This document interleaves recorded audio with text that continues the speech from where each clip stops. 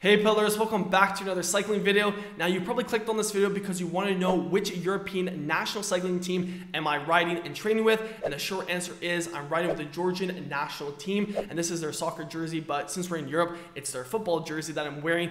And if anyone's going to say that Georgia is not in Europe and it's in Eurasian or Asian, that is totally wrong. We are in Europe and this is a European country. So with that being said, I just want to give you guys some context before we go into the GoPro footage and look at the data and the ride, because a lot of you guys are wondering, where has the pillar been? Is he riding? Is he training? And the short answer is yes. I actually had some surgery back in January, February-ish. So with that being said, I was been off the bike. There was no racing in Canada, specifically where I am, which is Toronto. Racing has been canceled for 2 years. So just the motivation wasn't there. And there was just no real eagerness to ride, unfortunately, because of the weather and the fact that racing was not coming back for a second year in a row. And I understand the whole global situation, but it's nice being in a place that has mountains, beautiful scenery, good training, people that are high caliber riders. So right now, basically, I'm just getting back into shape, back into my race shape, just getting that form up. So in this ride, I really want to highlight what it's like riding with a national cycling team, show you guys the power that's required, the effort that is required.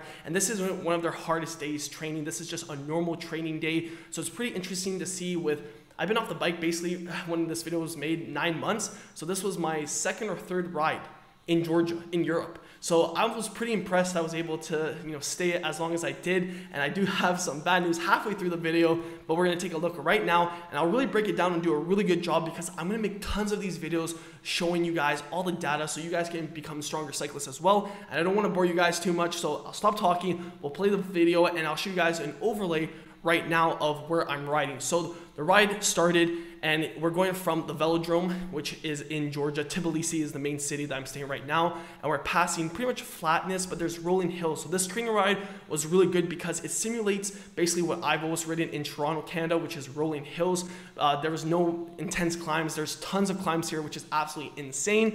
So we will be seeing some climbs later on, but right now this is a rolling day. This is like a classic style group ride for training. You have 4% gradient climbs, not for too long, and then you basically get to recover on the descents. So right now we're just leaving the velodrome. You can see I have heart rate, wattage, miles per hour for people that use that metric. We use kilometers per hour, gradient, and also revolutions per minute. So those are all important metrics when you're training to really see how you gauge your efforts. In terms of beats per minute, it's important that you don't go above your threshold, which we will see later on. Wattage is important so you know which zones you're in. And then speed is not that important because it all depends on gradient and weather conditions, and the group ride, right? When you're riding behind someone, your speed is going to be a lot easier to maintain versus if you're at the front. So I'm just trying to explain, just if you're new to training, but right now this road and the training that we're doing is way better than any of the training I've done in Toronto, Canada. And that's not to slam Toronto or Canada, because I know there's beautiful parts in Canada, even where I'm from specifically, but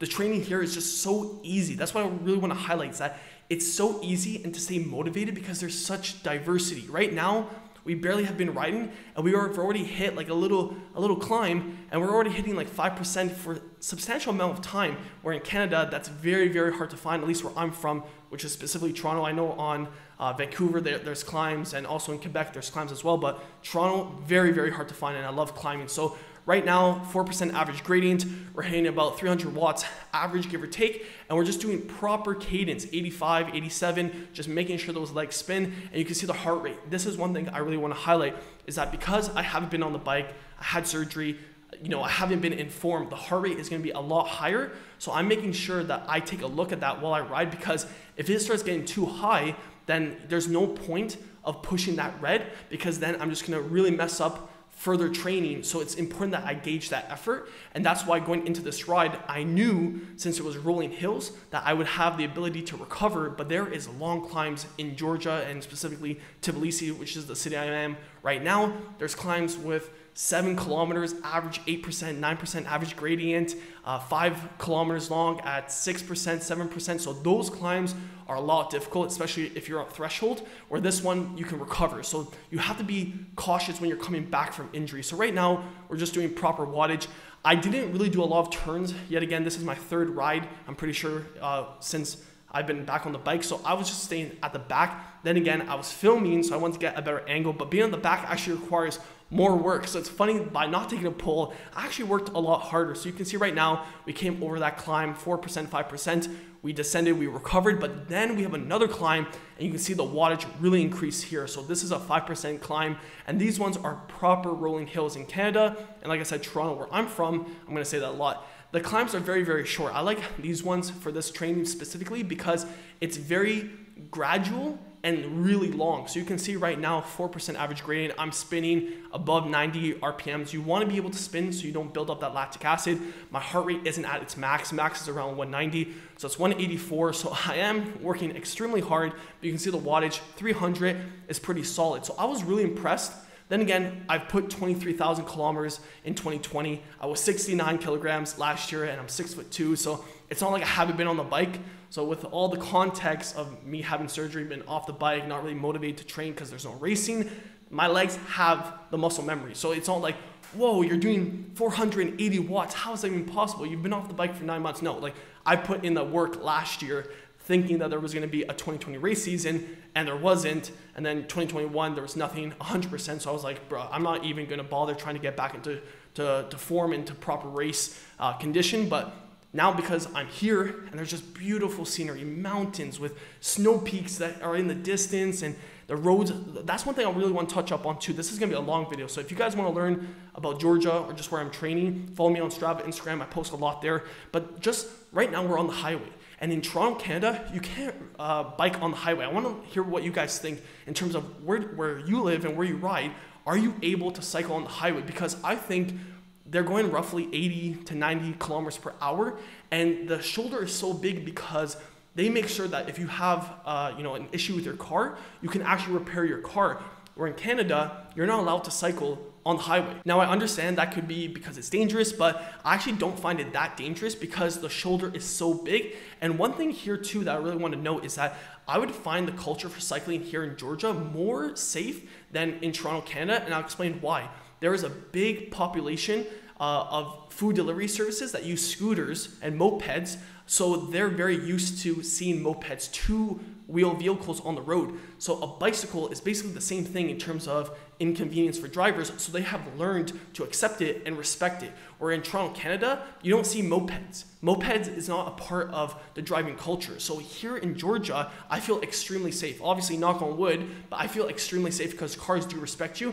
And I would actually, when I tell the guys that I feel safer here than in Canada, they laugh at me thinking Canada has way nicer roads, but specifically where I'm from, Toronto, I would say it's not like that whatsoever. So right now, we basically crested over that hill, and I'm feeling pretty good. And now what's gonna happen for this ride is that it's a rolling style terrain ride, but we also will be doing some efforts in terms of a fast pace line. So right now, this is another hill, but not too long. Like I'm really used to this. It's the big climbs that I have just been able to start completing in full, because I don't care how good shape you are, if you're not used to a 7 kilometer, 10 kilometer climb at 6-7% average gradient, and you're coming from flats, like it is totally a different mental game. So right now the coach, the national team coach for Georgia, he's in the white car with the bike rack on the back. He's gonna go above everyone, in front of everyone, and he'll start motor pacing us. And I've never seen this because I have never ridden for a national team doing motor pacing and stuff, or even like a high level team. So this is crazy for me. So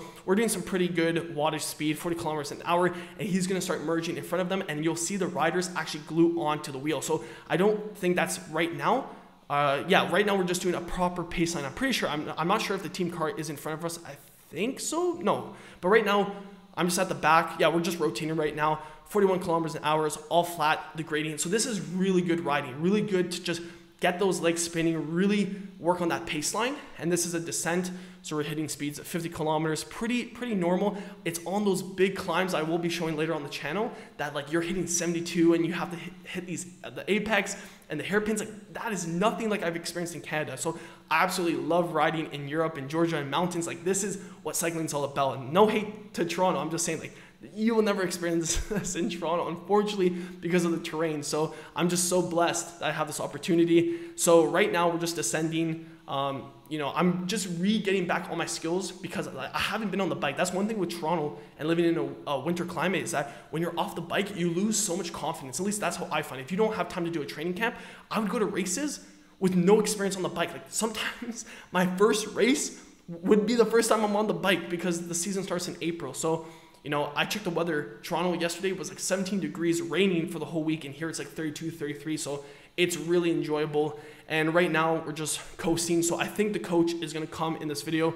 He's going to come and start motor pacing soon. And it's right here. So we see the coach on the left-hand side, wattage 700 watts. The speed is going up. He's getting angry because the riders are not doing the proper workout in terms of speed. So I'm going to speed up. I'm talking to Georgi to the right of me. There's a lot of Georgis, very popular name, means George. And right now I'm latching onto the back, and this is the junior national champ. And the one in front of me in the Tinkoff Saxel jersey, he is the current elite men, 19 years old, Nika, national Georgian road champion. And right now we're motor pacing, so you can see the riders at the front are glued to the back wheel. And that really sketched me out because it's like if the coach actually hits the brakes, we're all gonna crash. So it took me a while to get used to that, but basically he did a monster effort and then peeled off for this climb. And you can see my heart rate right now. This is where it gets dangerous.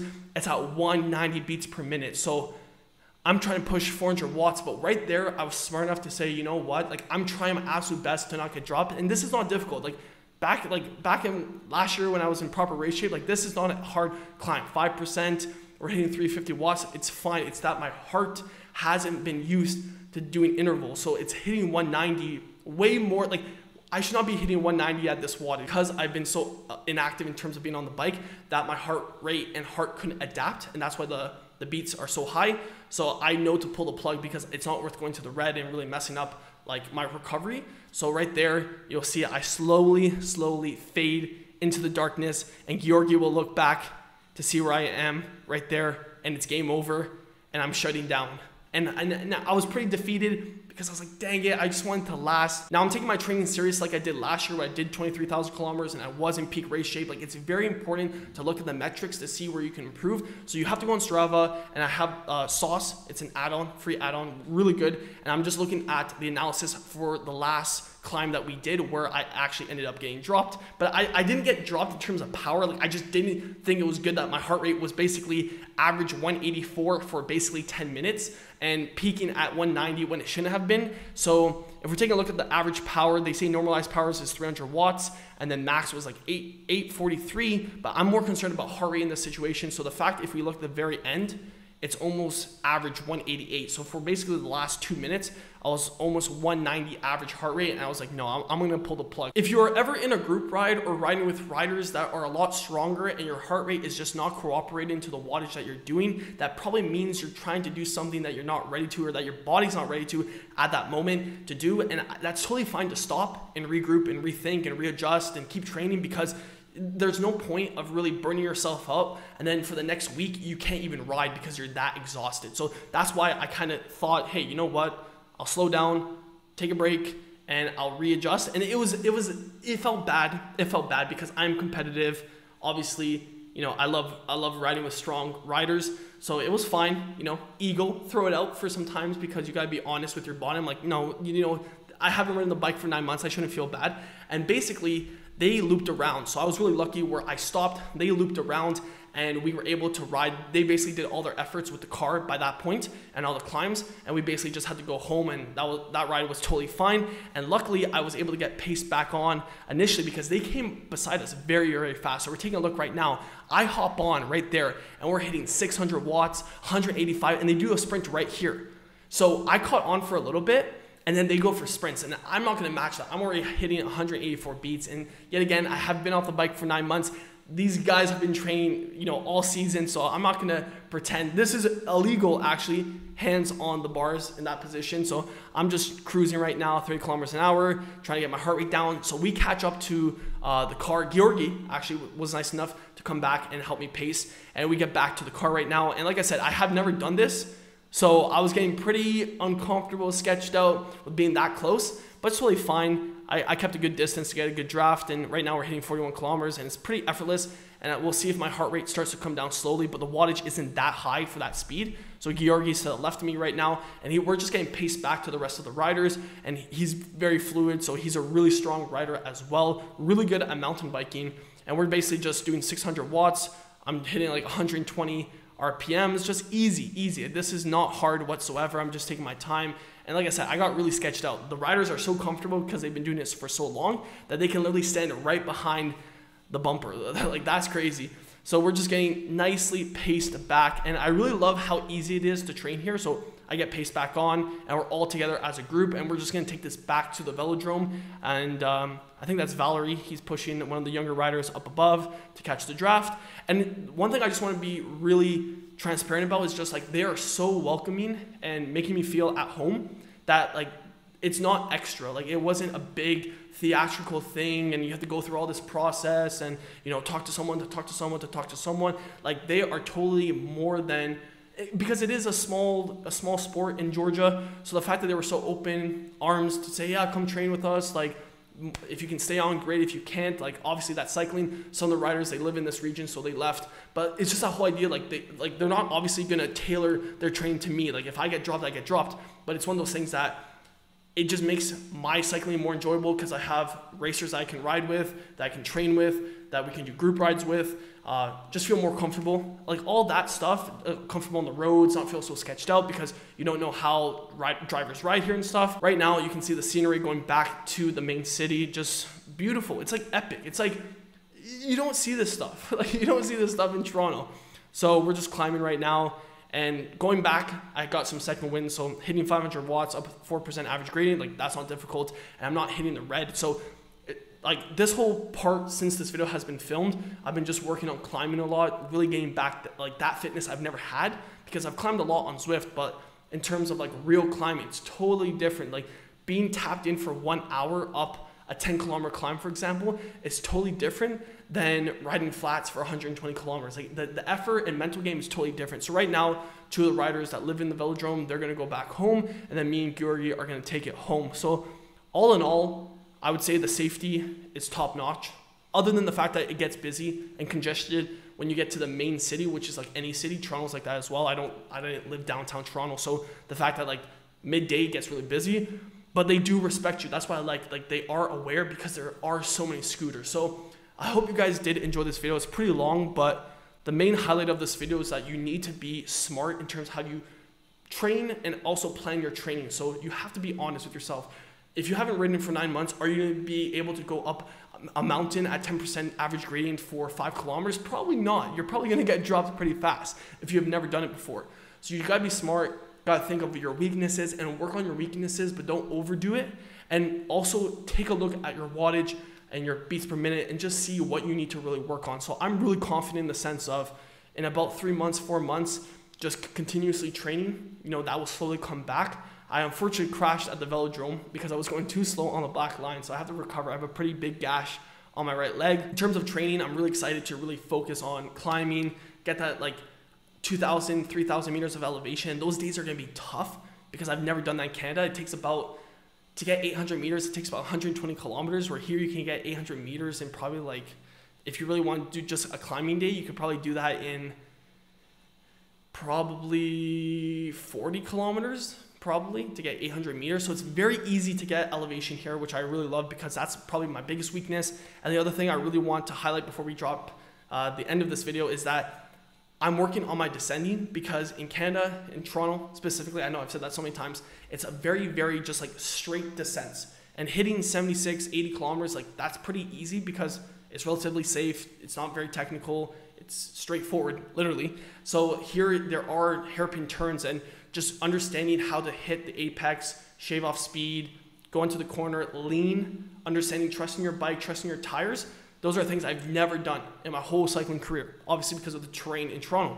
So I'm really working on that, and I'm really excited to like show you guys videos of that, vlogs like that. In future videos, I won't be explaining everything because at that point it'll be redundant, but this is kind of like an overview of what I've been doing, because a lot of my content has been just race recaps. And the biggest thing is that for riding, you have to feel inspired. And you know, doing 23,000 kilometers last year, and majority of that being done on the trainer and with no racing, it really takes it out mentally. And on top of that, the surgery I had to do. So just, I'm happy to be in a better place mentally that goes along with cycling, because when you feel inspired to ride by the scenery, by the gradient, by the riders around you, it makes life on the bike so much easier. So if you don't have that ability, try to figure out how to optimize that. And I will be talking about videos, because a lot of people always ask me, like, how are you doing 3 hours Zwift rides? Like, how did you mentally do it and stuff? And that you totally can.